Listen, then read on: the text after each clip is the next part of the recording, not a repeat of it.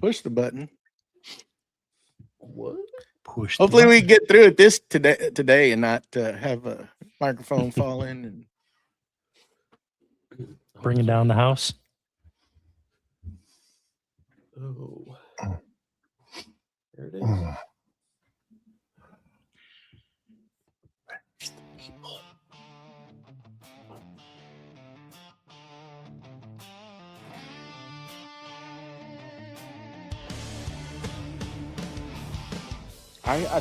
There we go. I hadn't seen it. Y'all see it on y'all side? Yeah, No, not yet. That's it. I do. I see it. Oh, we're in here. Here we go. Another one. All the woo. Make sure the microphone's on tight this time.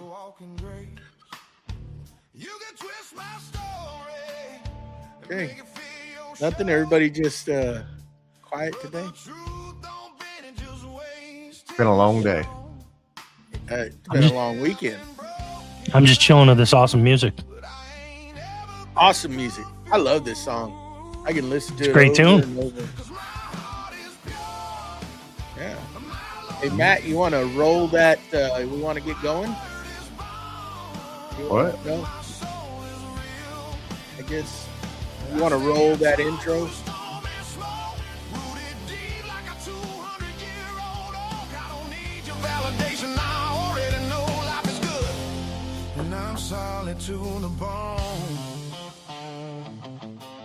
Welcome to Creative Makers Podcast, episode 140. I'm Joey with Steelblade Woodworks, joined by our host Matt with Wacky Works, Mustachio from the Wooden Mustache, and Mr. Steve I, aka link in the bio.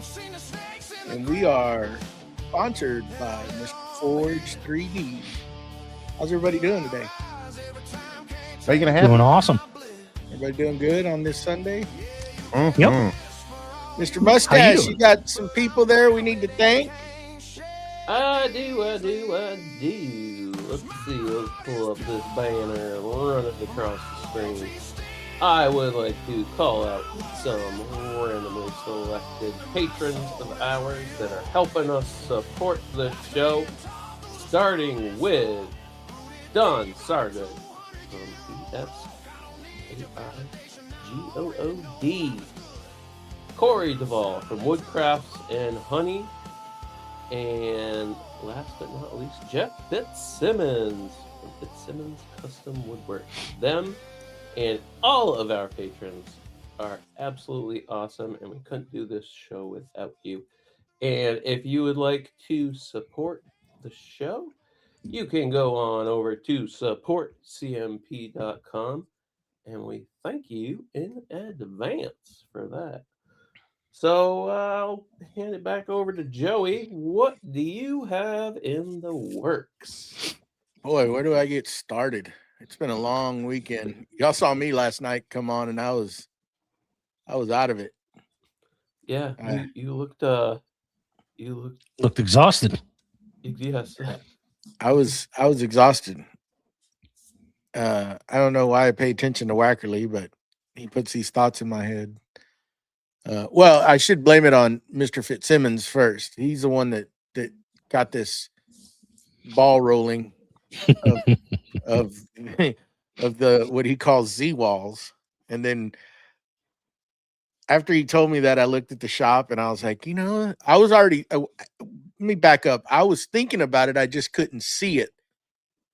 And that next morning, I woke up and there was a message on Instagram, and Mr. Fitzsimmons had said, you should put up some Z walls. It would help. And I was like, funny you say that. I was thinking about that last night because I couldn't see it, like where I would put it, because I was having an issue. I'm running all the dust collection right now, getting it set up, and I couldn't see placing the machines. I could see the joiner and the planer, but the just seeing where the drum sander and all that would fall, I was having a hard time, and having to try to figure out where I was going to position the wood lathe and the new cabinets that I got. And I finally called Mr. Wackerle and I said, "Hey, I got this problem." And he said, "Great.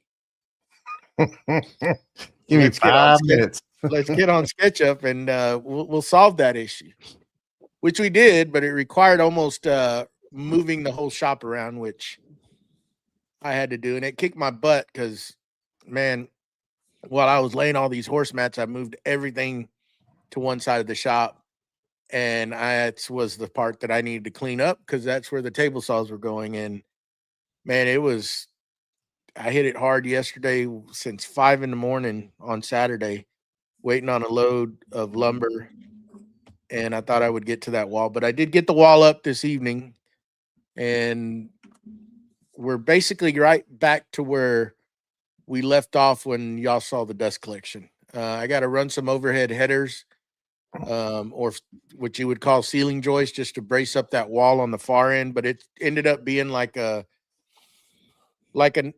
almost 19-foot wall that I put. But it opened up and we moved things around, and that's what's the good thing about SketchUp is that it can help you visualize and make sure that everything fit.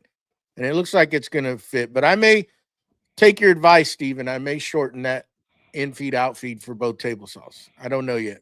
Or we may move them to the one side of the wall like Wackerle was pointing out. I still got room on both sides, but that does take up a big footprint.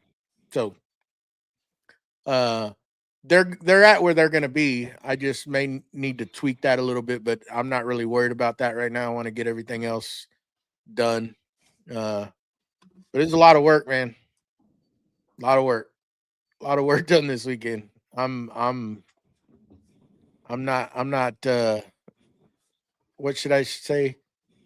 I'm just tired. So if I don't say a whole lot today is because I'm just pooped. I can't do nothing. Yesterday it took forever for me to just get up and walk inside the house, just exhausted. But anyhow, that's enough about that whole mess. But just, Wackerle did it to me like he did to Mustache. He did it to me.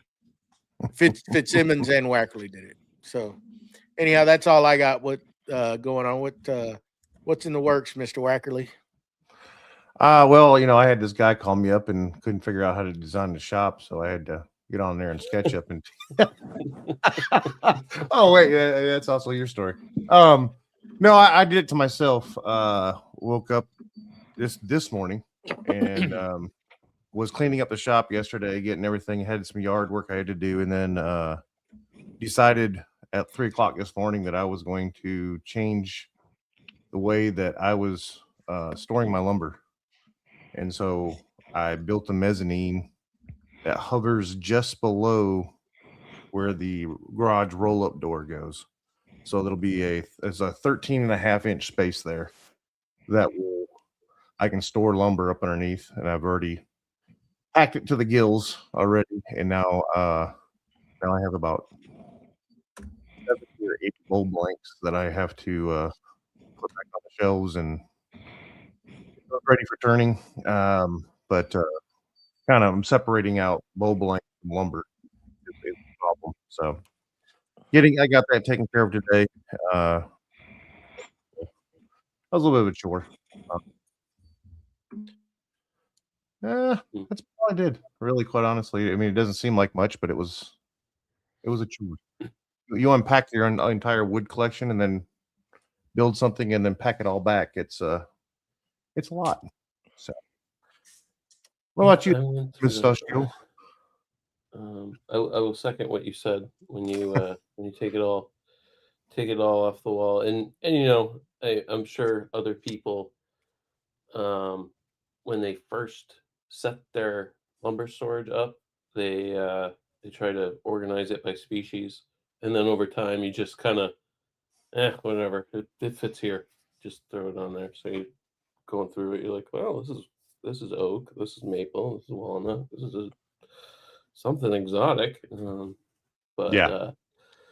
yeah, you kind of have that.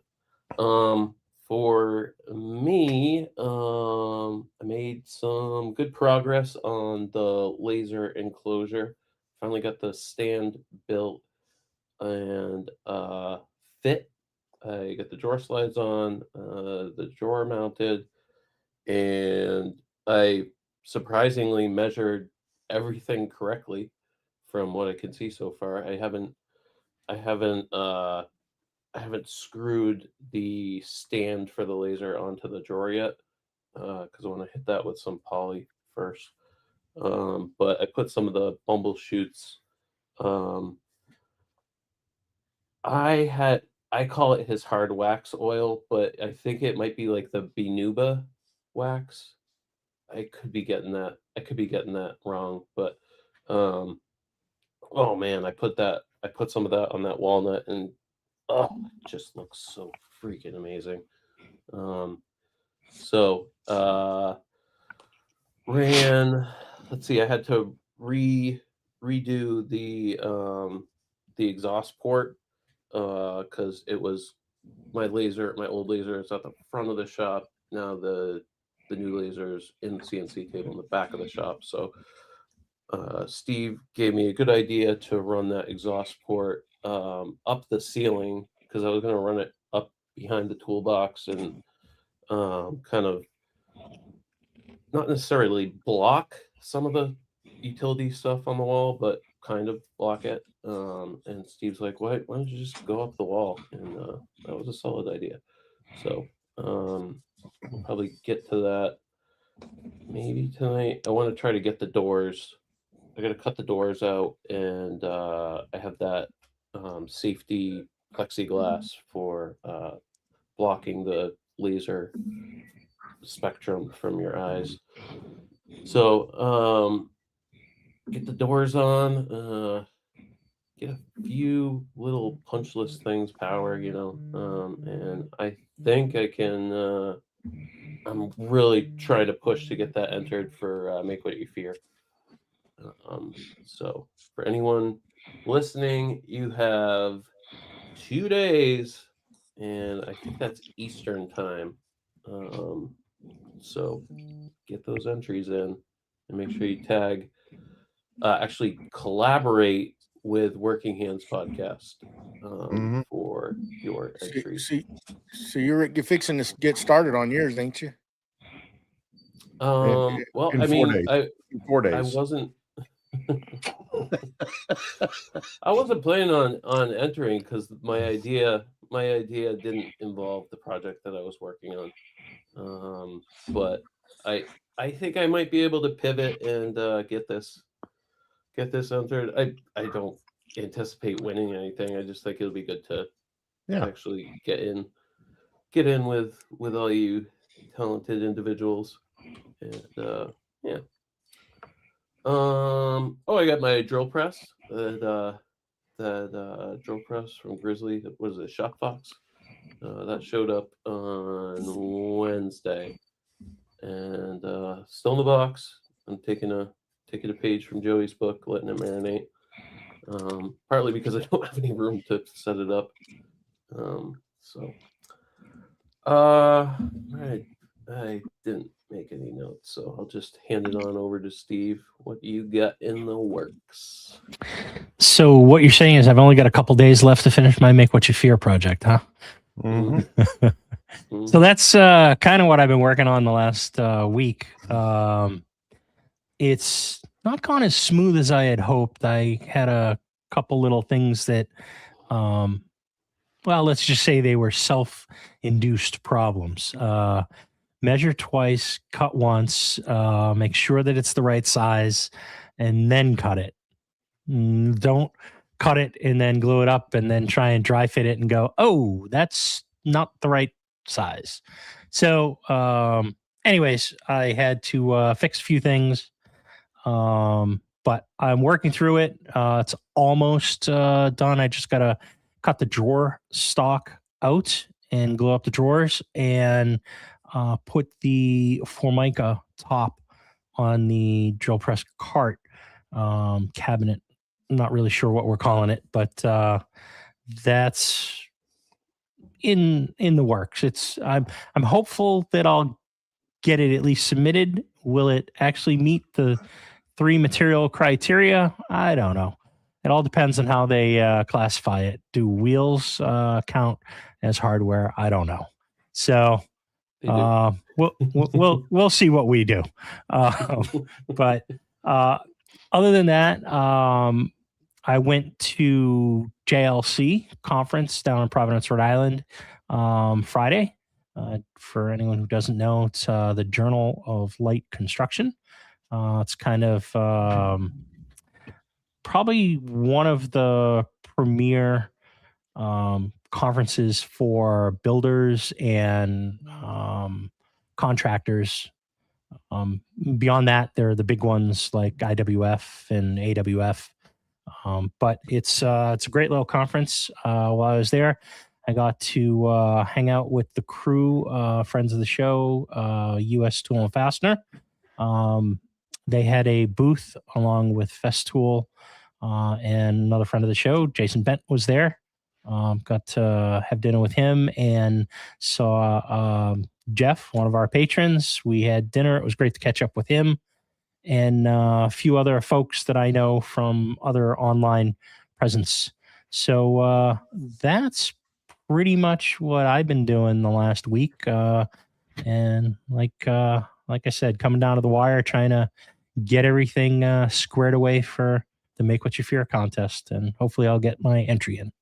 But if not, it was still fun doing this project. But with that, I think we're going to transition into tonight on the podcast. We're breaking down wood. Not just what it is, but what you're actually buying and why it matters. From where wood comes from to why some boards are cheap and others are insanely expensive.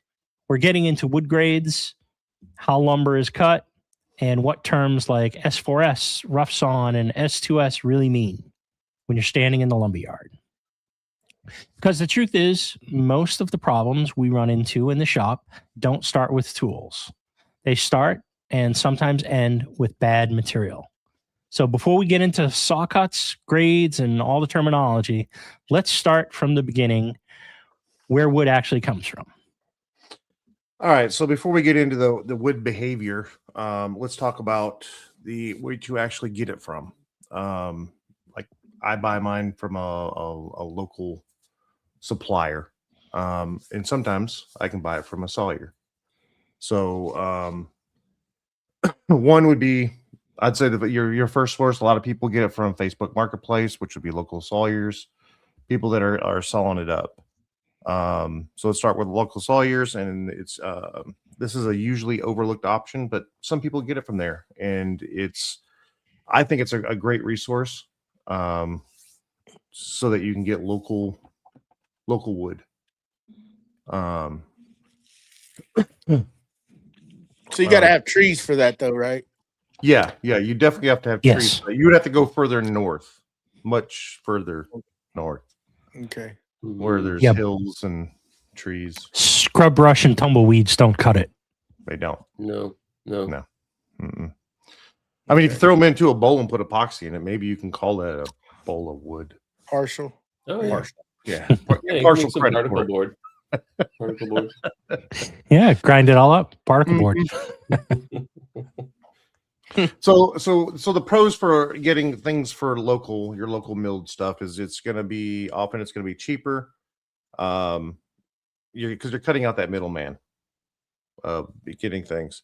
You get unique slabs. The wood has a little bit more character in it, and then you can get green or partially dried wood. So when you're talking about green or partially dried wood, it means it's been air dried. So you need to ask them, has it been air dried? And when you get there, it'll look something similar to that. You'll have air dried and stacked up lumber that it's been stickered. Those little pieces in between are your stickers. So the people that are on the radio, you can't see this, but it's a picture of a stack of wood is what I've pulled up. So you'll have stickered lumber that's been air dried, and it's usually covered over across the top to stop your elements, rain, from getting to it. So that would be your sticker. You usually aren't going to get local sawyers that are going to have like a kiln dry or something of that nature. Okay. So what are some cons about getting local lumber? It's mostly your moisture contents are going to be pretty high. Usually. I I know the reason I get mine from my local suppliers because it's kiln drying. I know I can go right into it and start using it. It's it's not always consistent. So the wood's not always consistently cut. So you're going to get variations. You need to have more of an understanding of what we're talking about right here of wood and how it's cut and what it is when you go talk to people that are local. So let me ask this quick question. Okay. And y'all can tell me if I'm right or wrong. When it's kiln dried, that will actually also kill all the bugs that are in the lumber. So that's, if you're just buying air dried, those active bugs can still be actually alive within the lumber, correct? That's correct. That is correct. Yeah, it goes through a heat cycle where it kills them. So And sometimes if it's not dried enough in the kiln, even though it was in a kiln, if it doesn't reach temperature like it's supposed to, it can actually not kill all the pests that may be living inside of it or the dormant eggs, and you can have issues. So they're it's rare, not but it happens. So they're not actually like putting some sort of bug killer in the deal. It's just the heat cycle that it goes through. Awesome. Yep. That's correct. And like Correct. for the eye dry, that's also pressurized. You know, like the eye dry kiln is heated as well as pressurized. And the idea is to get it to a specific temperature for a specific amount of time to force all that moisture out and kill all those potential insects that are living in that wood, the beetles and the termites and all those sorts of things that may live in there. And once you reach that specific internal core temperature, it's good. It's similar to like cooking food, right? Chicken has to be at a specific temperature in order to be safe for human consumption. Beef is at a different temperature. But based on the species and the kiln drying process, you have to reach a specific temperature for a period of time in order to dry it as well as stabilize that wood. If you bake it too long, you now start getting into things like torrefied or roasted. And that actually changes the physical makeup of the wood and can introduce crystallized structures that make it much tougher to cut and much harder. And it will absolutely change the color and characteristics of that wood. That's correct. Yeah, that's here. Yep. That's right. Yeah, Not Scott brings up kilns yeah, hot enough to kill bugs. Yep. Yeah, there are a couple of different types. Hold on real quick. Are you on a mic or what? Because to me, he seems real low, and I just want to bring it up. Oh, here, let me turn me.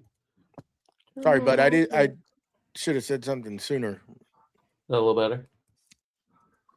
Better. Worse. It still seems a little low to me. I don't know. Maybe it's just me. I just don't want to come out. Yes.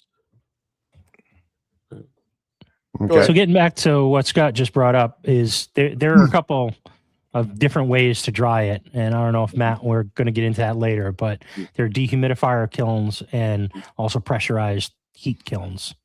That's right.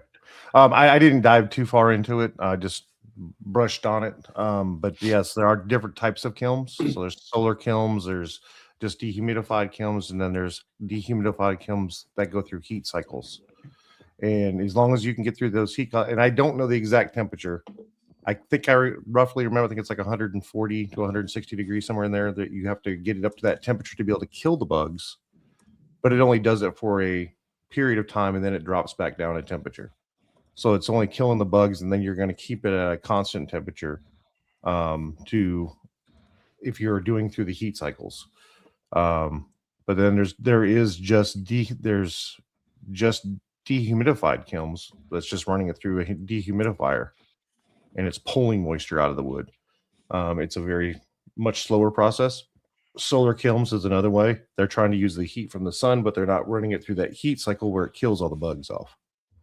So there's different cycles or different types of kiln drying. I mean, I do have a picture of kiln drying there. So that'd be a kiln drying right there. And for anybody who doesn't know, who's not online, who's just listening, basically a kiln it looks very similar to like a shipping container. And it has some doors where you can stack all the wood on and slide it in on a track and then close those doors and turn on that heating element in order to get it up to temperature. Which there's different ways of doing it. A lot of I've seen people use an old cooler, like for restaurants and stuff, and they put a heat cycle in there and have it's programmed where it goes up to a certain temperature and comes back down and has a dehumidifier inside of it, so it's sucking all the moisture out, and then they'll run it through all of its cycles. It'll tell you what the humidity is, and then they'll go back in and check it all. It's funny you asked that. There's different versions that I've seen. Shipping containers is one, or you can manufacture your own building. But now iDry has also started to make that module that actually will bolt onto a shipping container to cut down on costs, and you can get into it on a much smaller, costs or whatever, so they're making it a little more affordable for people that want to try to do small amounts at home. I've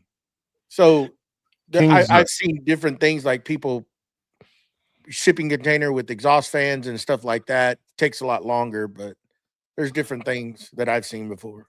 So King's Fine Woodworking just came out with a video a couple months ago where he built his own kiln, and he's got I think a third of it anchor property, and inside of his garage basically built a kiln inside of it, has all temperatures and heating device, and he says it's going to take much longer to get to where he needs to be, but he can kiln dry his own stuff. And I mean, it is a way to do it. It's not, if you're trying to mass produce, it's definitely not going to be the way to go, but it is a way. If you just got small stuff and you're going to do one or two trees every couple months, it might be a way to go. So that lumber is expensive. Yeah. But at the same time, you can go through all that. But anyhow. So have you guys ever gone through a sawyer to get some lumber? I have not personally. I don't have trees down here. Stop picking them. I've been the recipient of stuff that has come from a local sawyer who's got a small wood miser mill, but it's not anything that I've gone to. I know I have a couple of local sawmills near me, but I've just never gone there. Personally, myself, I find it a little easier to just buy the kiln drying stuff in rough lumber and mill it myself. Yeah. I know more what I'm getting. Correct. Yeah. No, I think that getting it from a local sawyer, you're going to get more character in the wood. You're 100%. Yes. Yeah. And especially if you get somebody that knows what they're doing. And then you're going to get some of these guys that are, some people I've been to on Facebook Marketplace who just cut up walnut. You go to measure it, it's nowhere near any kind of a quarter dimension. It's out there. So you got to go to somebody that's literally trying to do it the right way. So that place in Chattanooga that I bought all that lumber on the way back from Con last year, they buy a bunch of their local species, like the local species that they have, right, other than some sort of exotics, but they buy it from a local sawyer, which there were some pretty good maple pieces. It just kind of sucks that I'm going to be gluing them together and you won't actually see the beauty of the face grain, right? But they buy it from a local sawyer and then they send it off to a local guy to dry it for them. Which, because it was all kiln dried, but man, they have some beautiful lumber in there. Yeah. Anyhow, So the next place that you can get it from is wood suppliers, right? Like mine's Peach State Lumber. That's where I get mine from. Now, when I say a local supplier, I'm not saying you're going to a big box store. I'm talking just a local supplier. That's all they do is wood. And so what you're going to get from them is more of a kiln drying. It's going to be graded material, more consistent in quality. And it'll usually have a better species selection since they're trying to, that's all they're trying to do is sell wood. They will have more species than what you would get locally. So instead of sagebrush, they're probably going to have pine. And I kid, but it's true. But you're gonna get stuff like walnut, and you're gonna get like me. I get some zebra wood every once in a while, a purple heart, or the one I've always been on the lookout for, and I can't ever seem to find it. And I've always asked them for is monkey pod. I want to get some monkey pod. I don't know. I'm just something that I've always wanted to try to play with. So, what's it called? Monkey pod. Monkey pod. So if you see like the big huge canopy trees next to the islands and stuff like that, they got huge canopies on them. That's called the monkey pod tree. I saw them when I was in Hawaii, and just fell in love. I mean, it's a beautiful tree, and the leaves collapse at night into a pocket and collect the dew, and then they drop them in the morning down on the roots, since that's most of the fresh water that it's getting. So just, I don't know. It's a very, very, very hard wood. So it's native to Central and South Africa and some places in Hawaii and Southeast Asia. Yep. Apparently it's also called a rain tree. The canopies on them are humongous. It's huge. And there was a guy there that was hand carving, and it would look like, think of a chain, how they're interlinked. All this stuff was interlinked together as one piece, and it would fold out, and it was a big, huge pot holder is what it was. But all three legs were one piece. But they were like chains, cool. And they would fold out, and it held a pot is all it was. It was pretty cool. But I saw the species, and I thought it was pretty cool.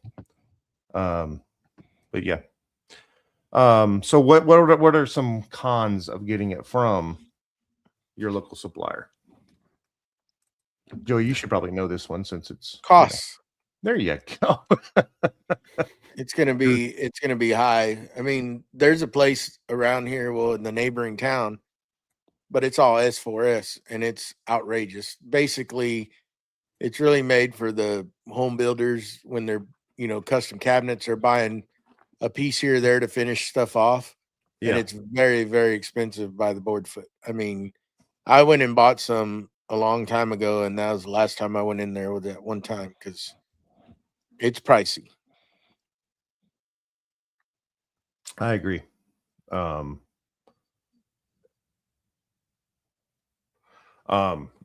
Yeah, no, it's a great place to get lumber. It's very, very much more expensive than it would be from a Sawyer.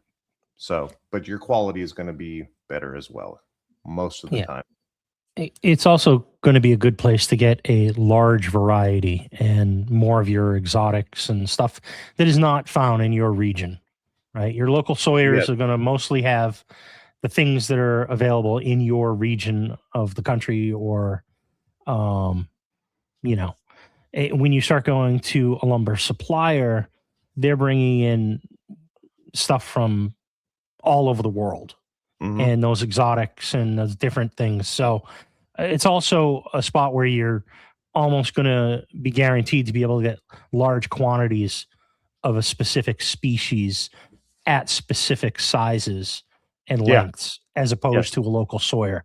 Local Sawyer, you're going to kind of get more of this is what I've got. I've in the Northeast, maple and oak and cherry are pretty prevalent. So, a local sawyer may not be able to get larger widths of specific species because that's not what they have in the area or what has been taken down locally and sold to them or, reclaimed from urban rescue.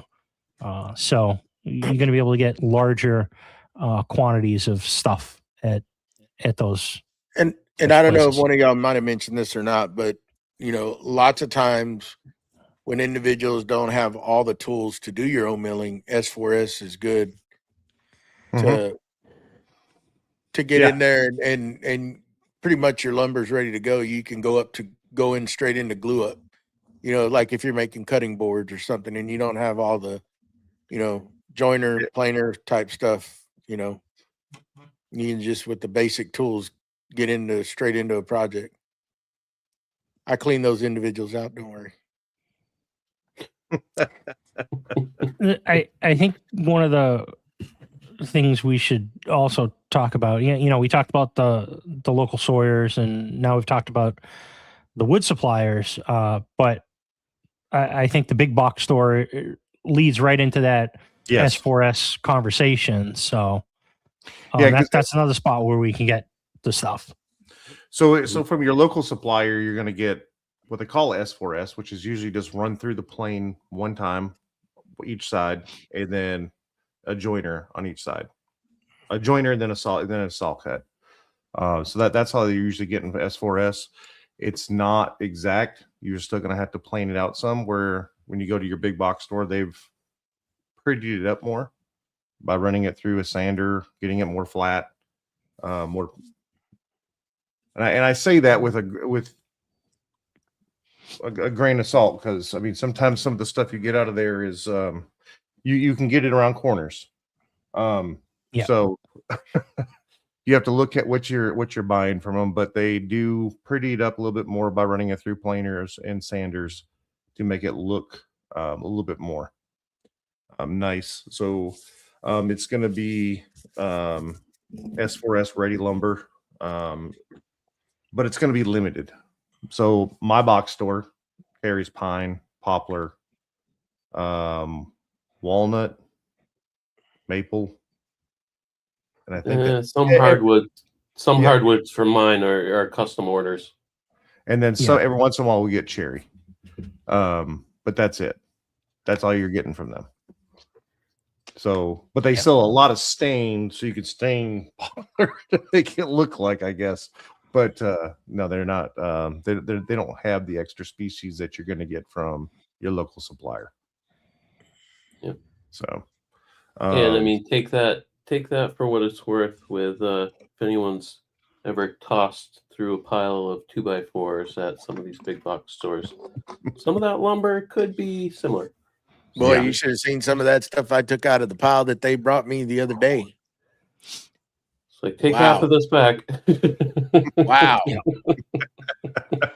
Wow. They must have given me all the bad stuff, because I tell you what, that stuff. Oh, they probably just walk over and just grab everything on top. They're not sorting. I ordered some 2x4x12s, and Jesus, man, it's like I should have just went and got them, but I knew there was going to be some messed up ones, so I ordered a few extra ones, but I didn't figure there were going to be that many.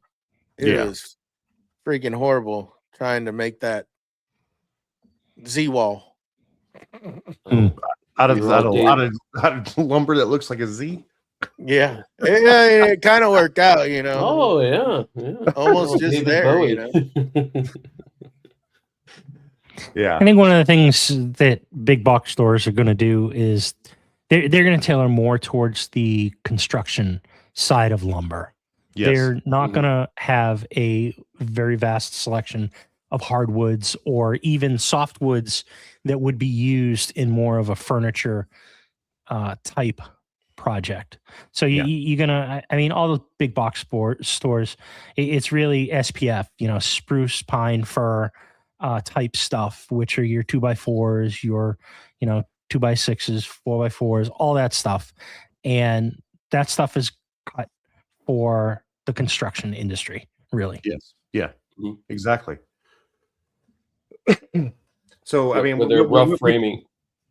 Go ahead. Sorry, where they're rough framing and like it doesn't need to be exact. You know.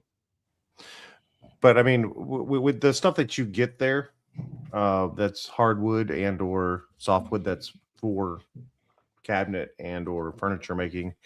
You're paying for convenience. You're paying so that you can go there and get it already sanded, ready to go. You're going to pay that extra bit for it because I know what I can buy at my local supplier compared to what I buy there, which I buy at my local supplier S3S. But what I'm buying from them, it's like night and day prices. It's like they bought it from them and then jacked it up. Mhm. That's what it seems like. So some cons from buying from them is it's going to be cupped, twisted, bent, warped. Sometimes in your favor. Just saying. I needed a half inch there. It will have, and I've noticed you will have a little bit higher moistures than what you expect to get at the big box stores. And then they have limited size and selections. So I will tell you this: the 92 and 5/8 2x4s that I got today, they were a different grade, a higher grade, and I tell you what, those were primo. Like I paid that little extra because I was like, let me try it. And man, those are like good studs. I forgot what they were called or how, Were they a select or a premium? I think they were premium or select, Yeah. whatever they were. I got to go back on my order. Yeah, Those are fewer good. knots, fewer issues. Yeah, they were pretty clear. There was no knots in them. I mean, they were nice cuts of lumber, and those were good. The 2x12s were, 2x4x12s were absolutely junk. So where you get your wood matters a lot, but if you're buying from the same place, two boards can behave completely different. And those are cuts, those are grades that you look at. So if you look at wood grades,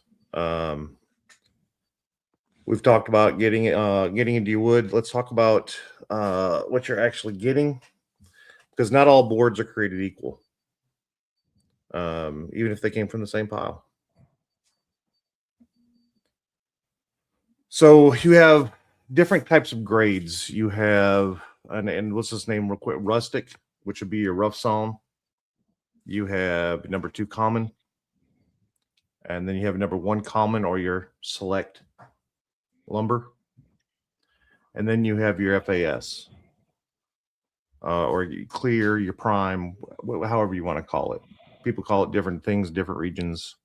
Those are your different ones. Those are your 4 main topics or 4 name of how they're going to grade out normal lumber. Now we're not talking plywood. We're not talking flooring. We're not talking. We're just talking lumber. Okay. So rustic. What is rustic? It's going to have a lot of knots, open checking, and high variations. So it's going to things like knotty pine. Exactly. Naughty. So that's what your rusting is. And so some people call it cabin grade. That's another way of calling it. And so then if you look at your number 2, which is what we're mostly used to when we're buying 2x4s from Home Depot, or Lowe's or big box store or whatever, Menards. So you're going to have knots in it. You're going to have mineral streaks and color variations. Okay.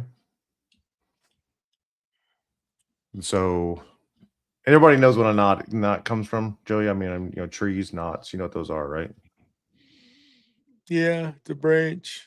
There you go. Perfect. I just, tree, branches, leaves. These are all things that are new to you. So number one common. So it's got smaller knots that are in it. Minor color variations. Still very usable. Okay. But that's going to be like your better, like you were talking about the stuff that you got today, Joey. It's going to be, have some knots in it, but it's not going to be knotted up, not going to be twisted and, made for making arches and stuff. So, and then you got your clear and prime. So this is. I don't mean to interrupt you, but I saw this guy at the local restaurant doing arches one day. And I was just sitting there, I was waiting in line, and I was watching this cat taking 2x4s and putting a bottle jack and bending them into the arch. And I'm like, no soft yeah, cuts? no. Was he steaming them? No, he put the 2x4 in an angle and then got the bottle jack and started pushing up till he got it straightened out, like got it to where the 2x4 was in between the two posts, kind of like somewhat straight. And then he took a bottle jack and just started going straight up in the middle. Needless to say, the arches do not look like arches. They're actually hideous, but it was quite interesting to watch somebody that didn't know what they were doing. I don't know if he took his workout on trade for food or what. It's a local guy. I know him. Joey's the guy that's holding up traffic from a car wreck, right? He gets hired to do in and out, just do stuff around, and that is not his forte, I guess you could say. He didn't know what the hell he was doing, but it was pretty interesting. I'm like, he didn't even put no saw cut, straight bottle jack, and just bottle jacking up in the middle till he got that thing half-ass curved. Thanks. It was something else. But anyhow, I just thought when you said that, I remember that, and I remember watching this guy do it. Took him about a day to do each one. He had 4 of them to do. So every morning I'd go get my taco. He was out there already, bottle jacking that sucker up, getting the next one ready. Anyhow, sorry. You're on mute, Matt. So the last tier would be your FAS, your clear prime, however you want to call it. It's going to middle to no knots, very consistent in color, large clean boards, 83% clear usable surface. Okay. And so that just means you're just not going to be checks in it. You're not going to have, bar conclusions, anything like that inside of it. It's going to be a clear board. So those are the different grades. Go ahead. Maybe I'm jumping ahead. You probably when there's I'm gonna jump ahead because I can see the anyhow. When they're cutting this lumber out of a tree, where are they taking these specific boards out of the tree? Is that up to the sawyer or to the sawmill when they're cutting it to pick and choose? Because I know I've seen different stuff on the online, and they'll give you a schematic of what they and what part of that log they're cutting. Like this is there you go. Are we gonna get to that? Yeah, we are.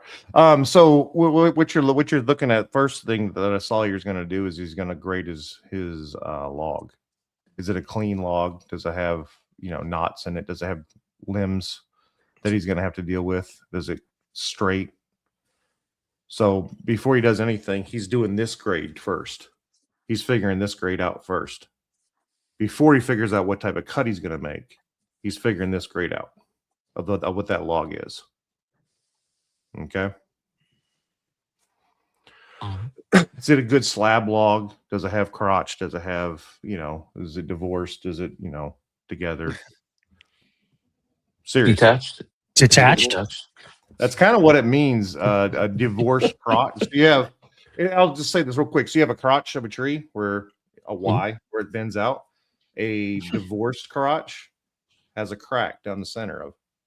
Therefore, when you cut it, it'll have that bark inclusion. It'll be detached in the center of it. Where if it is married, it is all one piece, and then it divides out in a U. So would the crack be in the back of the crotch? No.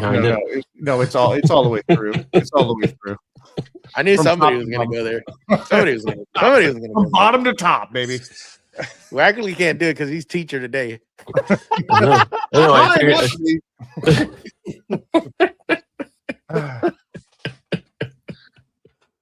Oh my God. Dave goes usually. I think we went through all that, When they were naming these things, that individual, they were was- less perverse. Yes, I get you. Come on. Yeah.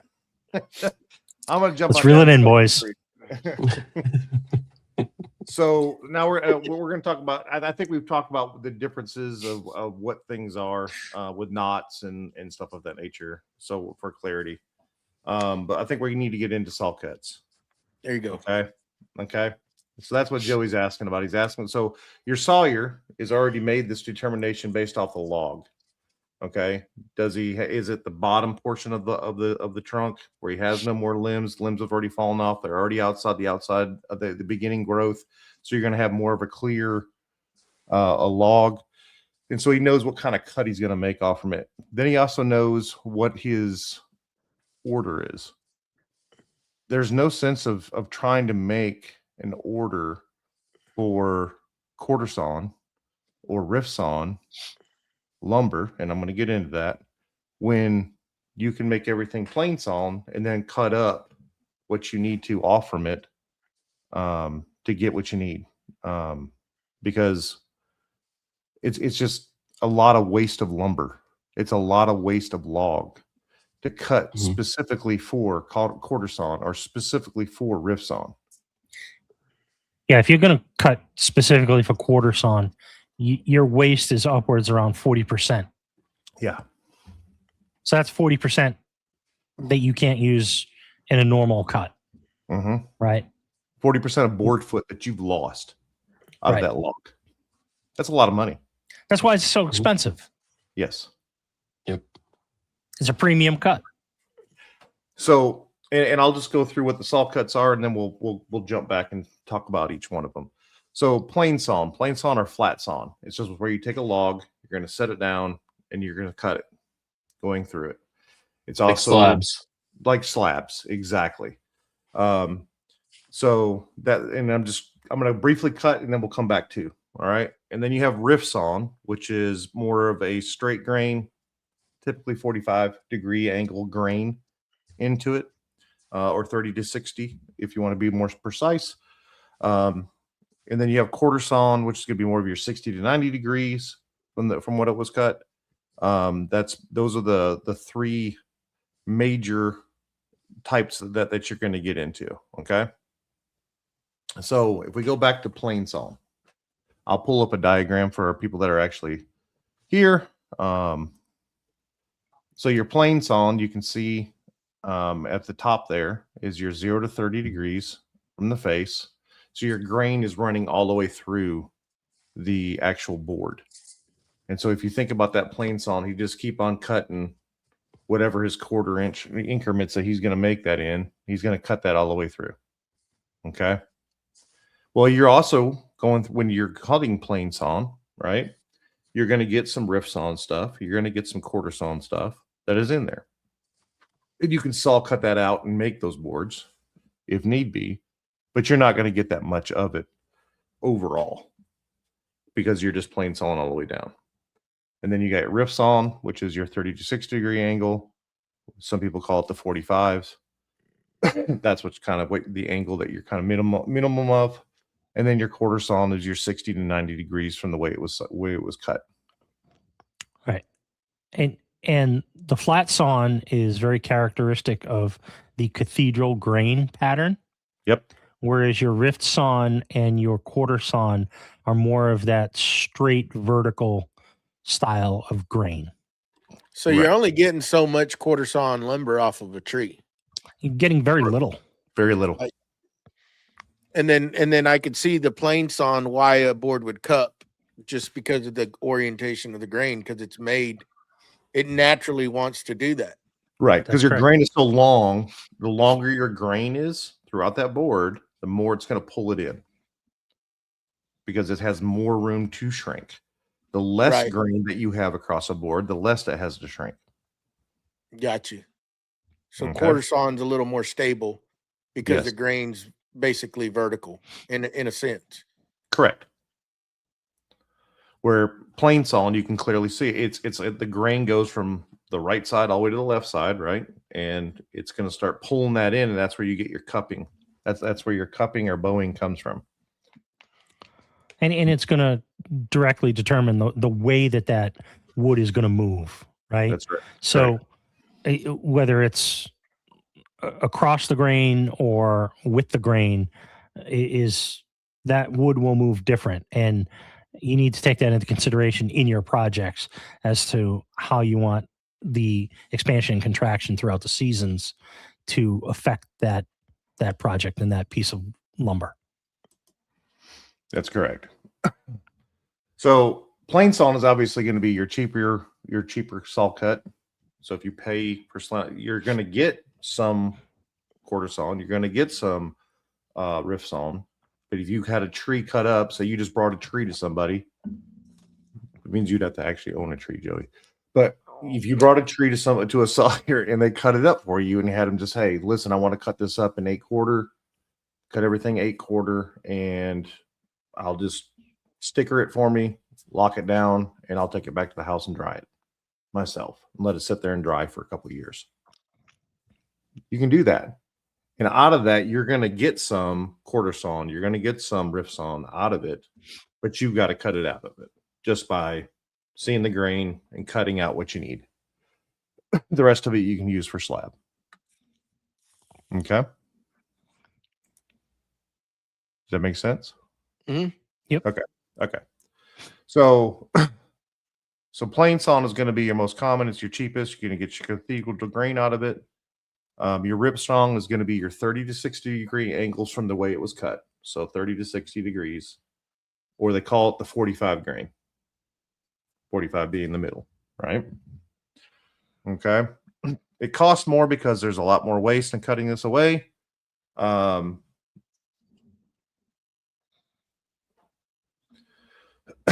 then you have quarter sawn grain. That's 60 to 90 degrees from the way it was cut. It's more stable of them all. This is the most stable cut that you can buy. This is what you use when movement will ruin your project. Yeah. So if you have movement that will ruin your project, this is what you want to use right here. Right. This is what you want to pay for.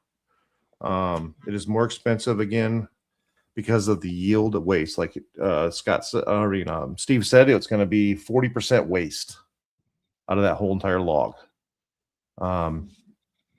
Which is a lot. And that's if you can cut it correctly to get it out of it.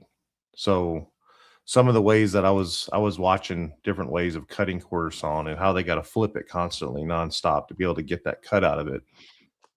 Wow. You're basically cutting it into quarters and then flipping it nonstop to get it to cut that way.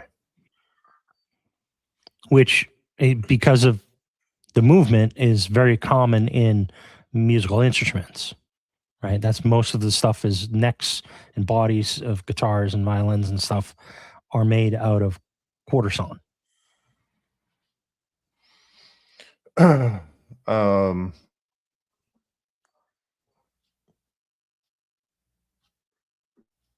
just reading through my notes here of what I wrote for stuff like this, but flat saws.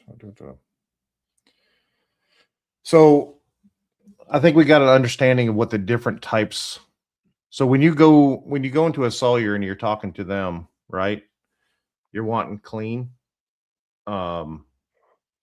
material with no knots in it, right? So, and then you're wanting quarter sawn or rift sawn is kind of what you're looking for when you're building materials out of something. You usually want it kiln drying, right? So these are all things that you're adding into the price of that lumber. So when you talk to a sawyer, you talk to your local supplier, you need to make sure that you're getting what you ask for. So if they come out there and they give you a board and it's got grain going all the way across it, you do know that's going to cup and you're going to have a bad day with that. And I think we had one of our patrons had a table that had some movement in it, and it may have been because of moisture. It could have been because of grain. It could have been because of a lot of things, but those are things that you got to look out for. So now we're going to get into how you are receiving this. How did they process this for you? Okay. They just give it to you, you rough and go, here you go. It's yours. Where you got live edge on both sides. And all they did is ran it through the mill. So that would be rough sawn, right? So rough sawn that's what it is. It's just gone through the mill. You can still see the mill blade marks on it. And whether it be, which is a couple different types of sawmills that you can go with, chainsaw mills, you can go with bandsaw mills, and then you can go with circular sawmills. So there's a couple different ways that you can receive it, and the pattern will be on it if you get it rough sawn of how it was cut. Some people desire that.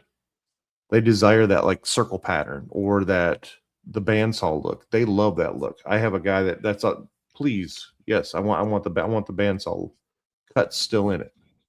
He wants it that rough. Okay. Goes with the rustic look. Yep, there you go. So so rough sawn is straight from the mill. There's no planing. Oversized thickness, usually a little bit. And it's got a rough surface to it. So it's going to have, depending on how good their blade is. Let's put back. When I say, some blades are better where they're going to cut it good. You might have a sharp blade on there and he's cut it good and flat, had no knots, nothing to make it do a wave. But if you have knots or anything like that, something that's going to cause it to make it have a wave, you'll see those in those. So that's your rough sawn stuff. It is the cheapest, but it gives you the most control out of it. So you're going to get it cheaper, and then you can run it through your stuff to get it to where you want it, if you have that equipment. But it requires like a joiner, planer. Takes time. You need to know what you're doing when you're doing that kind of stuff. Then you got S2S. So S2S means it's been surfaced Ooh. two sides. Okay. Words. So it's been surfaced two sides. Does that mean it's flat two sides? No. Does not. It means it's been surfaced. Just because I run it through a planer once doesn't mean it's flat. So you need to realize that. Or square. Correct. So you need to put a flat edge on or a straight edge on it and check it to verify it. And then you're gonna have to do your stuff so that way you can do glue ups. If not, you're gonna leave big gaps for glue. So You're gonna have a bad time. yes. Yeah. Bad day. So the faces are flat, but the edges are still rough. So you're going to have two edges that are still rough. The two faces will be flat. Doesn't mean they're true. Doesn't mean that they're flat. They've just been surfaced one time each side. Okay. So I know when I get mine, sometimes I can still see like a little bit of rough here and there where they didn't. And it's going to be, instead of being 8, like say if I order 8/4, it might be like right at 1 7/8. Okay. Because it's missing that 1/8 because they've had to run it through the planer. The original, what they would have gave you on rough sawn would have been 8/4. but what you're receiving is going to be a little bit more because they had to run it through the planer. So realize that. Okay. So, and then basically you're gonna size it yourself. You'll pop a straight edge on it, cut the straight edge, and then run it through the table saw to be able to get your parallel cut. It requires some work, but you have more control over it. So you still need to cut it off for your table saw, like I said, joiner and table saw. So S4S is ready to go, and so it's fully planed and squared. It doesn't mean it's perfect. It's just as fully planed and squared. You still got to do a little bit of work to it. But it's ready to use usually with a little bit of work. And this is convenience. So if let me ask the question, why would you buy S4S instead of rough sawn? You don't have the tools to mill it. Yeah. So how do you know which ones to buy? Well, so just for picture, so here's for people that are there. Rough sawn, you can see how rough it is. 2S, you can see the edges are still rough. And then 4S, it's edged on all sides, right? So that's the difference right there. Okay, just for quick audio, I'm sure people are visual. All right. Again, I think a finished carpenter would want S4S. That's hence why that store, it's ready to go. They just need to go cut their piece, put it install, right? Especially like, because he doesn't have a planer on site. He doesn't have a table saw and joiner, and a drum sander and everything he needs to do the stuff. So how do you know what you need? So just to kind of lay it out for people. So you have S4S, S3S, S2S, or rough cut. So do you have a table saw? I do. If you don't, you need S4S lumber. But if I do, I can go this way. Do you have a joiner? Nope. Then you can get S3S lumber. Do you have a planer? Yes. No. No. Then you can get S2S. If you have a planer, then you can go to rough cut. That's kind of how it drops down to the bracket drops down. If you have the tools, you can go with rough sawn lumber and get more, but you're going to have to do more of the planing for it. You're going to have to do more of the work for it, if that makes sense. Okay. Mm-hmm. Mm-hmm. Yes.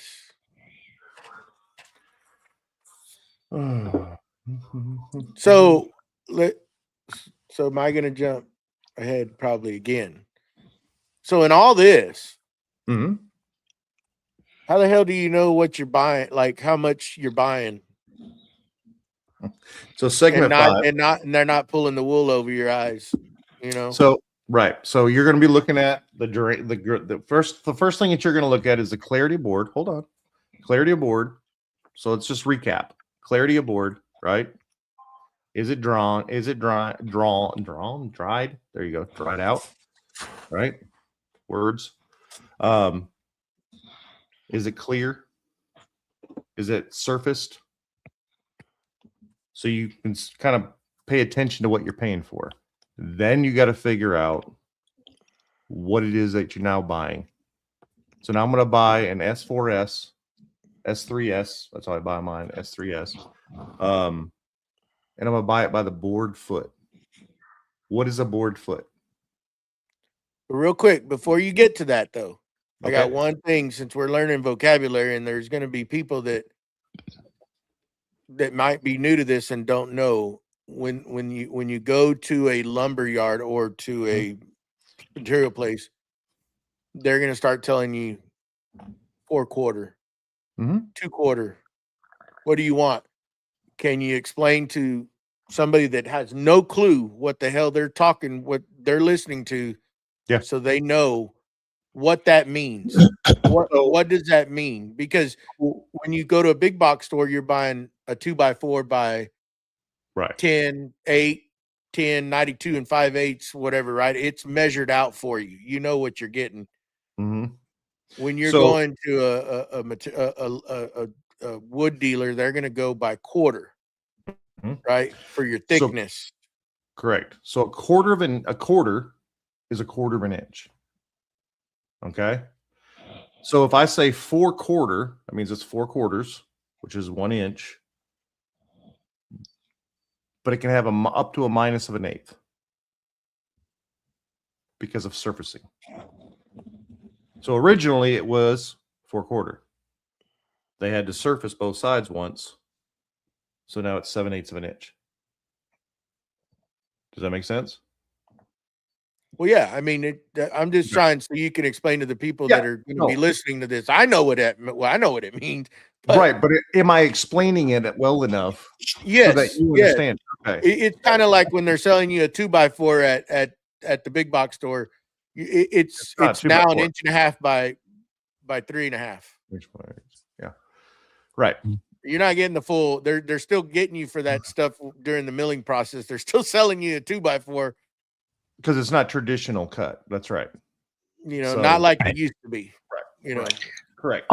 Oftentimes, if you're buying lumber in the rough lumber, you're getting that true 4/4, right? And you're getting that true, 6/4, 8/4, 16/4.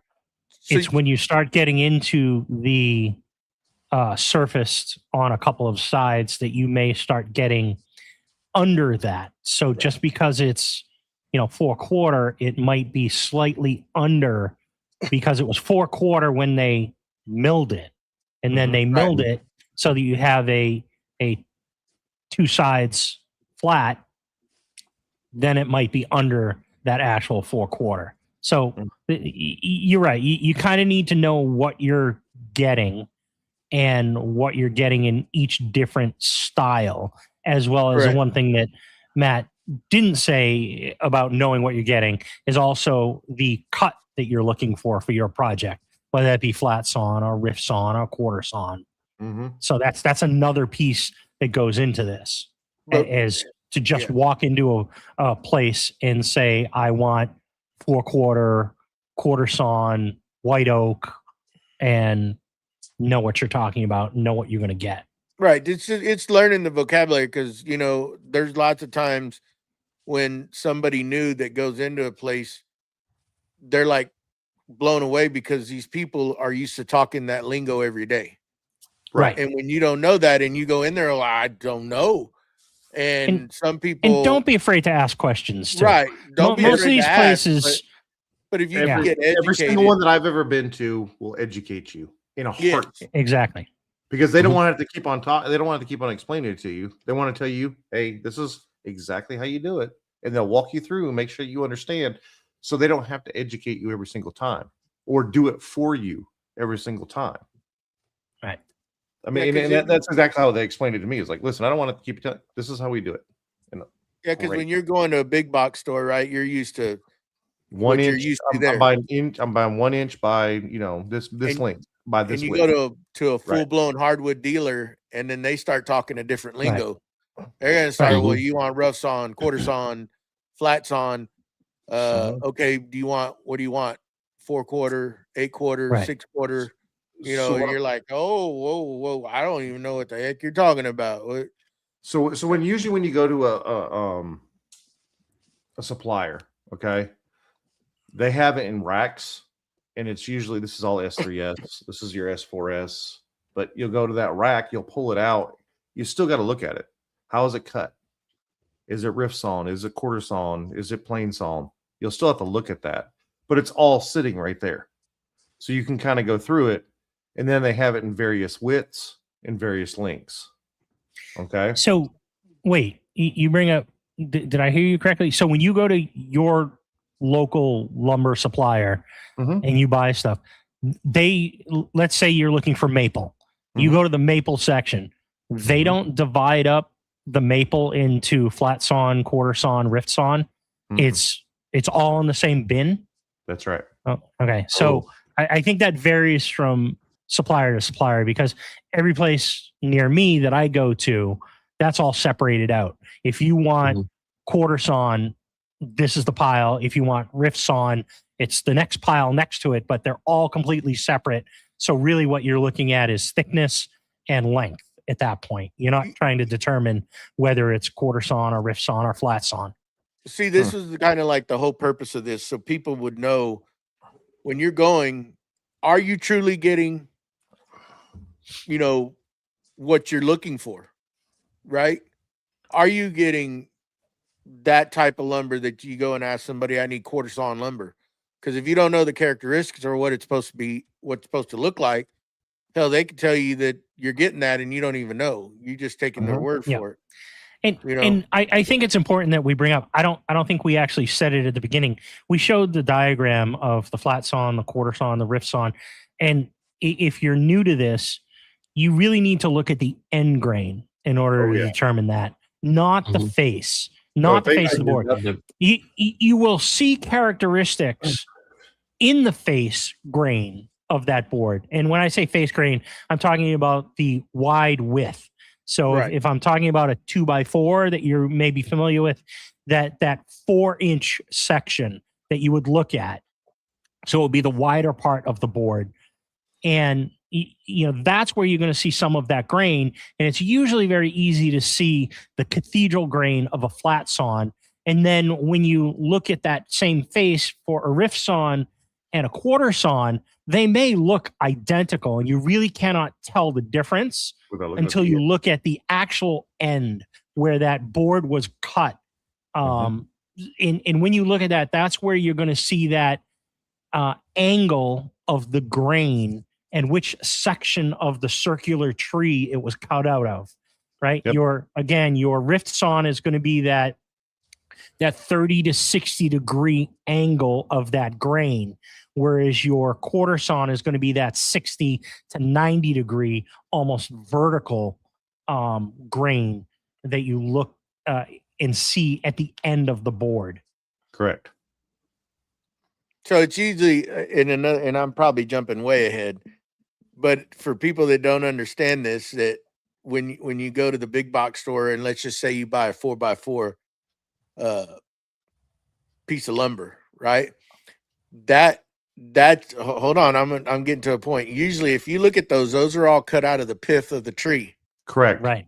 Hence why they are so crooked and they move so bad. Is They because twist when like you're crazy, looking, and I say that because you look at the end grain, like what Steve's trying to explain, and you can actually see that solid circle. That is your looks pith like a of your bullseye. tree. Yes. Right, like a bullseye. And usually it'll be, sometimes it's right smack in the middle of that 4x4, but it could be off to one side, but that's usually where they're getting the 4x4s out of a tree, because that's the last part, right? Right. Hence why they move so much once they start drying. Which is also going to introduce a ton of tension in that piece of lumber, which again, that's why they twist, they cup, they crack. Because of that pith. And it all depends on the sawyer who's cutting that log as to whether you look at one end and the pith is in the center of that log. You might look at the other end of that and there is no pith because somewhere in the middle it was cut through, right? So that's going to change the characteristics as well. And just a quick thing, if you're cutting for lumber, not for slab, but if lumber, even with slab, but what you're supposed to do is line up the height. It's supposed to be the same of the pith on both sides. So when you make your cuts, they are square or equal to on each side. So when you cut, you're cutting the entire pith out of the tree. You're basically centering the tree. That's right. On the mill, very similar to if you're a turner and you're centering a piece on your tailstock and everything. Okay, I understand that. Okay. Yeah. So you want that center of the tree to be level, because it's the cutting tapering surface. It's tapering down. You want to raise it up so that your pith is exactly equal, and that first cut is going to be your waist. You're cutting that off, but now it's your flat. You turn it 90, cut your flat, and now you can take and drop everything down. So now your bed and your blade are the same, and now your pith is all the same. Right. Your bed and your blade are the same. And now your pith is all the same. and it's level to your bed. So as you go across, when you get to that pith, you're cutting that pith out completely from one end to the other. Is what you're meaning? Correct. Yeah. Yeah, or you cutting your cant, which is the Right. center. You can cut that out and cut your 6x6 or your 4x4 and cut the pith in there. Here you go. It's your stuff. Yeah. But back to the quarter. We got way off of there. Yeah. And that's yeah. my fault. But back to No, it's a good discussion though, because Yeah, it's no, all it stuff that people need to know. Yeah, because Mhm. it's very important. Because you when you're at the big box store and then you go to one of these a hardwood dealer, you're going to run into vocabulary that you're not used Yeah. to. Correct. You know, Right. and Which- that's where when you know, then it's not such a shock to you when you get in there. Like you already kind of know what to Right. expect. Which brings up the point too. You know, we said it earlier that most big box stores are geared towards construction lumber, Mhm. and they're going to use more of an imperial system or a metric system, depending where you are in the world. But it's going to be the 2x4, the 4x8, the 4x4, and oftentimes things will be priced in a linear foot. Correct. Right. And when you start getting into even lumber yards, your local lumber yard is still going to be more towards a construction side of the wood industry. When you start getting into the local sawyers and your specialty hardwood dealers, they're going to be moving into more of the quarter saw. The 4/4, 8/4, the quarter measuring system. Right. And they're going to also start pricing things by board foot. Mhm. And board foot is a completely different animal. And we're going to try and give you a brief description of it. But essentially, it's new to everybody who's just starting out in woodworking. And I remember the first time I went to one of these lumber, hardwood dealers, and I was trying to figure it all out. It's just, it's hard when you're not used to it. And then eventually you get used to it. And exactly to your point, you're like, what am I actually buying? So. And So, they do a little rounding up themselves, They do They a little do. rounding up. Well, they They do. do. And It's if you always have a in their good, favor. Well, not always, not Not always. I mean, if you have a good company that you work with, oftentimes they're giving you some stuff. Sometimes they take it away. Sometimes they give it to you. Or if you have a check, or if you have a check at the bottom of your board or something like that, you can go, hey, I got a check right here. And he goes, yep, I'll take off. Yeah. I'll take off Instead of that an 3 8-foot board, they'll charge you for a 6-foot. That's right. And they'll give it to you. They're not going to cut it out. They're not going to take the time to cut that out. They're just going to give it to you. So Y'all got some understanding ones. The ones I've gone down here. well, you don't have trees, Joey. It's like they don't have food. They're not going to give away food. It's just not going to happen. You ain't ever giving me a dang thing. So what is a board foot? Okay. And I'll explain this real quick. Everyone's used to going over and measuring in feet, right? When you go buy lumber, don't measure in feet. Measure in inches. Everything's an inch. Measure in inches. Now your thicknesses, you're measuring in quarter of an inches. When you're measuring everything at the lumber yard, you're going to measure it in inches. It'll save you time. Okay? And I'm going to tell you why. Because a board foot is 144 square, and it's 144 inches. Okay? It's 12 inches times 12 inches. 144. By 1 inch. By 1 inch thick. By 4/4. Okay, 4/4. Get away from that because you're going to screw everybody up. 4/4. 4/4. That's right. 4/4. Okay. Which can be down to 7/8 of an inch. Right? So Let's just say that 4/4. one more time. well, let's say One more 4/4. time. Okay. 144 inches by 4/4 is a board foot. Okay. Wait, that sounds Yeah. 144. So that, when I think of it, I think of Mhm. it as 12 inches wide, Mm-hmm. 12 inches long Mhm. by 4/4 That's correct. is one board Mhm. foot. How often do you buy something that's 12 inches wide? You don't. Not Okay. very often. Okay. I have. Sometimes you do, sometimes you don't. But it's So usually you- an upcharge and a higher cost. So 12 times 12 is 144. We all went to the grade school. Right. We know that. Yes. Right? Yes. So 144 inches by 4/4 is a board foot. Right. Okay. But I think just explaining that is 12 inches by 12 inches by 4/4. Right. Visually, I think most people are going to understand that a little bit better. So Sorry. the way I look at it is they're going to go through and they're going to measure your board that you're going to buy. So you're going to buy a board. It's 123 inches long, right? They're going to measure it in 3 spots down there to get an average measurement of how wide it is, because it's going to be tapered. Say it's S3S. If it's S4S, it's going to be, it should be straight. But if it's S3S, so they get 8 inches as an average, right? So 123 by 8 is what I come up with. It's 984 inches. Divide that by 144. And the answer is. And you did that for us, and the answer is 6.83. Math us. So that's 6.83 board foot. 7 So board that's foot. 4. There you go. Down here is going to be 7 7 board board foot. That That's mine's going to be fair. 6.83. That's what they charge me. Yep. They don't round. That's what it is. And that's at an inch. Now let's throw a monkey wrench in. That's at Okay. 4/4. Mm-hmm.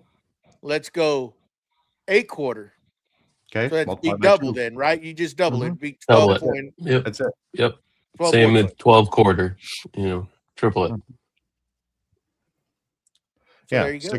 6/4. You just 1.5. So your length in inches Mhm. multiplied by your average width Mhm. divided Gives you by your square 144. inches. Divided by 144 That's it. gives you your board foot. Yep. Yep. People go over there and go, yeah, I got 12.5 feet. And it's like, okay, now you got to convert that to inches, and now you got to multiply that by your width, and then you got to divide it. Just measure in inches. Makes it so much easier. Okay. Yep. So 4/4 means 1 inch thick, right?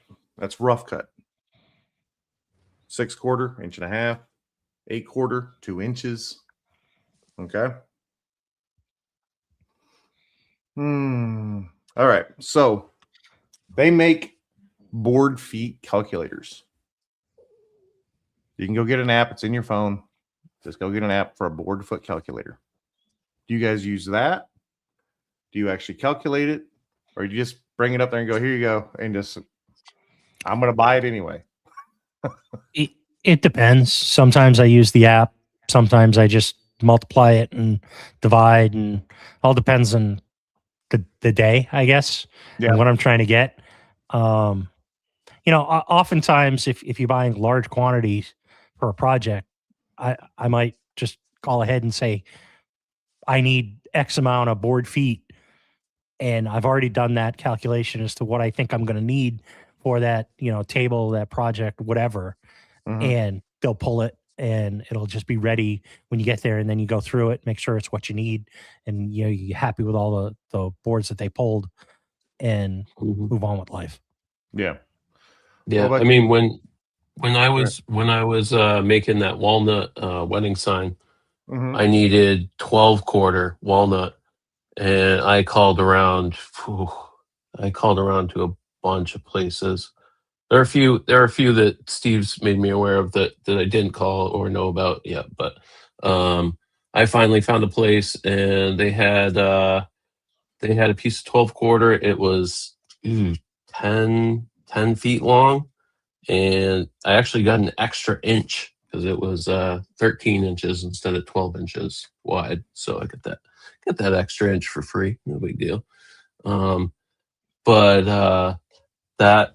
that was heavy, and it was I think I got a good. I want to say I paid like 14-ish a board foot or something. I mean, that was I can't do Which that is math in my head that fast. Yeah. But which was not a terrible price. And this was a few years ago, right? yeah, this was At least in our area, that's not a terrible 3 or price. 4 years ago. No, that I was totally cool with that for price for a board foot. Yeah. And but I mean, I've gotten so much scraps from Scott, cabinet shops. If you got a local cabinet shop, like go check out what they have for cutoffs and make a Yeah. deal with them. But I And don't when you buy a start- lot of lumber. Yeah, when you start looking at these different thicknesses, at least in my area in the Northeast, the most we're ever usually going to see is 16 quarter. Most of the places that I'm aware of in my area, they only stock select species in that thick 16 quarter. Most everything you're going to see is 4, 6, 8, and 12 quarter. For a majority of the species. And, when you start getting into more exotic species, you'll be lucky if you can find anything over 4 quarter. Yeah. You very seldom do, even down here. I mean, It's so expensive. They're trying to, make their money on the largest yield they can. Yeah. Yeah. I mean, Well, you got to think about who the hell's drying going to it, want too. 3, you Correct. 4-inch piece of freaking lumber. I mean, that's heavy. Well, I I mean, mean, it's not even how heavy it is, dude. Think about drying it. Right. Yeah, the chances of you getting it without it cracking or whatever, I Pulling don't all know. that moisture I out don't. of it. 'Cause you think about the middle of it's going to be holding the most moisture. Your ends are going to pull it out first. So you're taking That's forever right. to get that middle out of there. Right. I wonder if most of that stuff like that, if that is put in a kiln, or if that's just air dried and just So, let it go. I heard this a couple times Well- from a couple different people that if they'll air dry their stuff for about a year and then put it in the kiln because they want to get it down to a certain percentage before they put it in the kiln. I think it also depends on the species and where it's coming from, because I think if you're talking about exotics, I think there are international regulations that if stuff is leaving certain spots, it has to be kiln dried, because you don't want to risk Transport having any sort of transportation of, bugs invasive or bug or something, invasive yeah. species. Right. We're dealing with the longhorn beetle up in the Northeast, right? And that was something that came in on a load of, I assume, lumber from Asia, I think, is where it originated from. But I'm assuming it was lumber. I don't know. It came on in a shipment. That's all I know. And now we've got a huge problem up here with that. Yep. I know that I guys got a bunch of African ebony I just got, and it's all sealed in wax. Yes. That's very common with ebony. Yeah. Yeah. So it's Really? got a wax coating all the way around it. Yeah. Suffocate them. Yeah. And I mean, not to go on a bigger tangent, but it also depends too on, you can't get certain species in the U.S. anymore. There are international laws that regulate, like I think Brazilian rosewood is on the endangered species list or the regulated list. So anything that's in the country now is fine, but you cannot import any into the US. And there are a number of different things. And this is actually a very common issue when you start getting into instrument grade woods. And there are certain things that you can't even take out of the country or export anymore. So they're, every country has their own regulations, but that's something you need to think about too. You just can't get everything that you might want. So I know we touched on a bunch of a thing about growth rings and stuff like that. Grain. Mhm. Do you know the difference between? It's just a quick. Fun fact. You have your lighter colored, and then you have a dark ring. You know what those two rings mean? Yeah, the growth in the winter. So your basically. black when it's ring- growing and when it's not. correct. Your dark ring is from your late fall and winter, and your larger ring is from the spring and summer when it's gathering moisture. Right. Yep. It basically equates back to your sapwood, where your sapwood is the growth, and then the next growth cycle, it gets further Correct. inside the tree. So based off that, you can count how many years, how old the tree is, and you can also look at it to see when you had droughts and when you had El Ninos and stuff. So it's just something you can look at. Right. Fun fact. Yeah. So now we know how to. We understand where we get our wood, where the grade we're looking for, how it's cut, what you're buying, and how it's sold. Right. So hopefully at this point, you're not guessing anymore, and you can walk in with a plan. So I hope everybody feels comfortable enough. And please, if you're going to your local supplier, ask questions. They will be more than happy to answer it. If it's not like Saturday where they got 60,000 people in there trying to order lumber, but if you can get them on a calm day, just go in there and ask questions. Literally. They walked me right through it. Yep. And I think one thing we didn't really touch on was the social media purchases of lumber. Most of that stuff you're going to find is going to probably be air dried. And that brings a whole nother, moisture level, right? Yeah. That's really where it comes into. And just because you cut something down, when you cut it and how you cut it and how long it's been air drying, and in the environment that it's been air drying, does it have enough air circulating around it? Mike brought up something in the chat a little earlier, is that air drying is roughly about 1 year per inch. So if you have a 1-inch board, it's roughly approximately 12 months before you can utilize that, where it will be at a moisture level that you could potentially utilize in a project. And that's thickness. Thickness. That's thickness, right. Right. So if you have a 4-inch slab, right? If you have a 4-inch slab or 16-quarter, you're talking about from the time that gets cut down, if you're air drying it, we're talking about a minimum of 4 years before you can even use that, potentially use that. And then you still have to check your moisture content, and you're still going to have to now take that into your shop and let that acclimate. And you have to stabilize it, just because even kiln dried lumber, right? Just because you buy kiln dried lumber, when you bring it into your shop, you still should let it acclimate for a period of time. I usually like to try and let it acclimate for at least a week or two before I even do anything with it.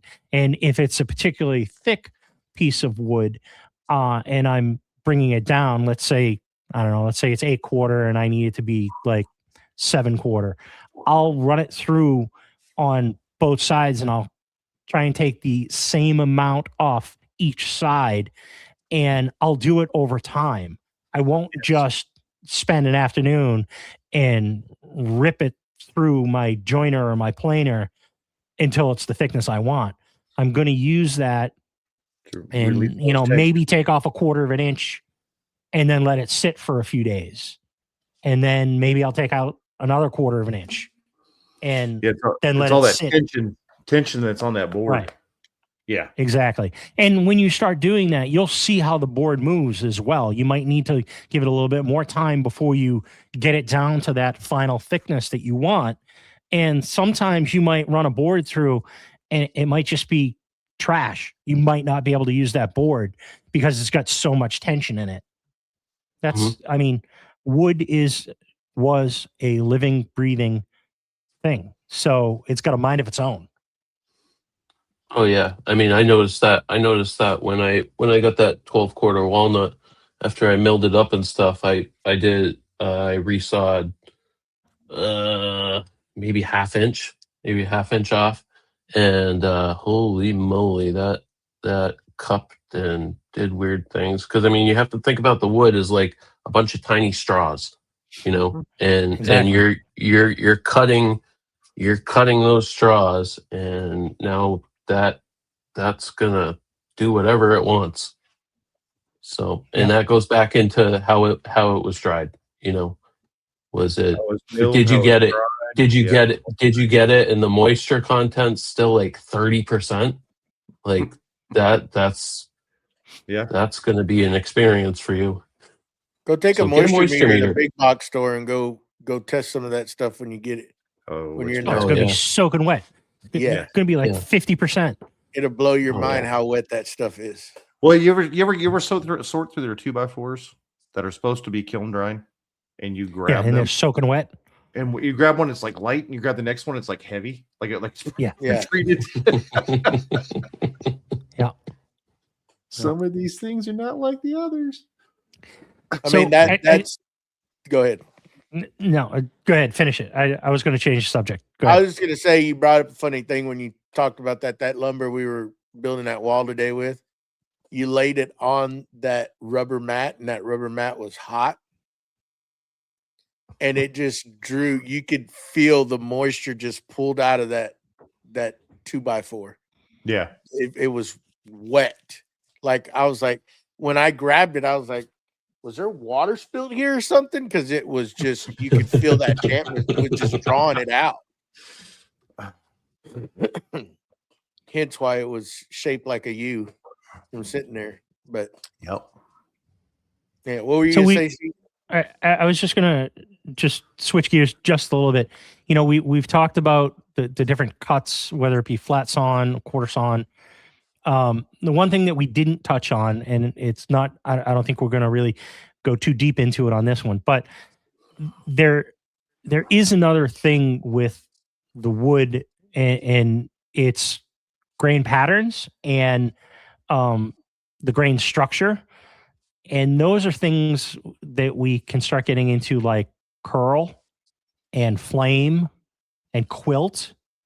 And those are what are referred to as figured woods. Yes.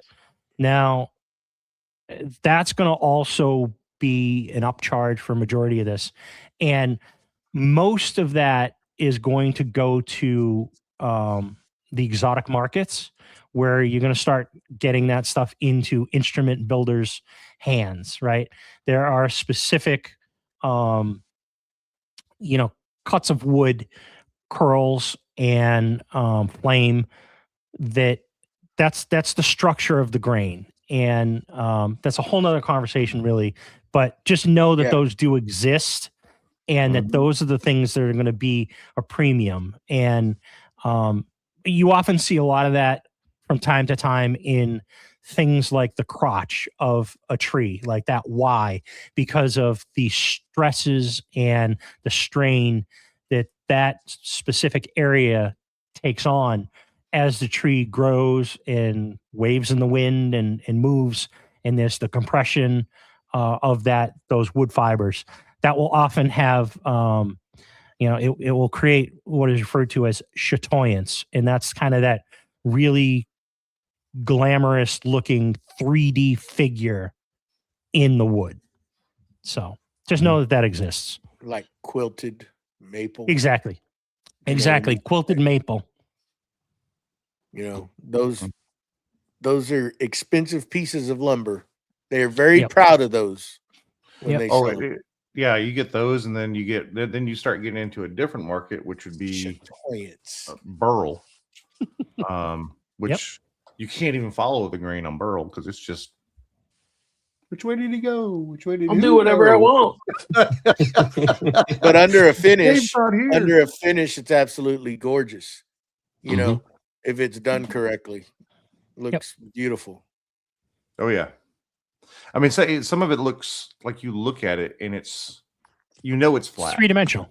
Yeah, but it's it literally looks like there's shapes coming out of it. It's ridiculous. There is, for anybody who wants to kind of see the ultimate, there is and again, this is in the instrument world. There is a tree that was found that had such amazing quilt in the grain structure. It's been dubbed the tree, and it's pretty much been dedicated to making guitars and the acoustic guitars, the backs and the sides of them. The back and side sets routinely sell for close to $12,000 for the back and the sides, which are like 3 millimeters thick and just enough to make an acoustic guitar. It is the most beautiful grain structure I've ever seen. Go Google the tree and see if you can find some examples of it. It's absolutely amazing. Wow. Interesting. Well, what do y'all say we wrap this up? We got pretty far on this. And anything we go further into probably needs to have its own little segment, and we can go really deep into it, like the different grain patterns and stuff. That'd be a good one to talk about.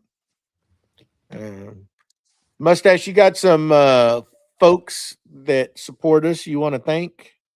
Yeah, I'll circle back around and run our patrons on the bottom of the screen and call out our top tier that we love so much. Starting off with Dawn from What's Next Woodworking, Victor from Whim Designs, our sponsor Tyler from Forge 3D, Steve from Steve I Design, and last but certainly not least, Mike from Lido's Woodshop.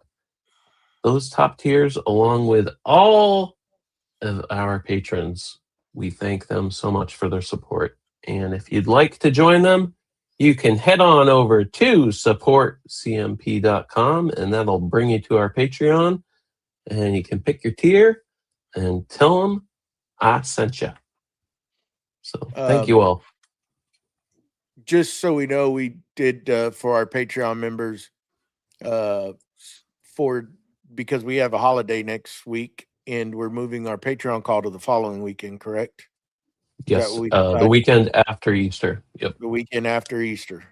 And we will also be doing that giveaway at that point, aren't we?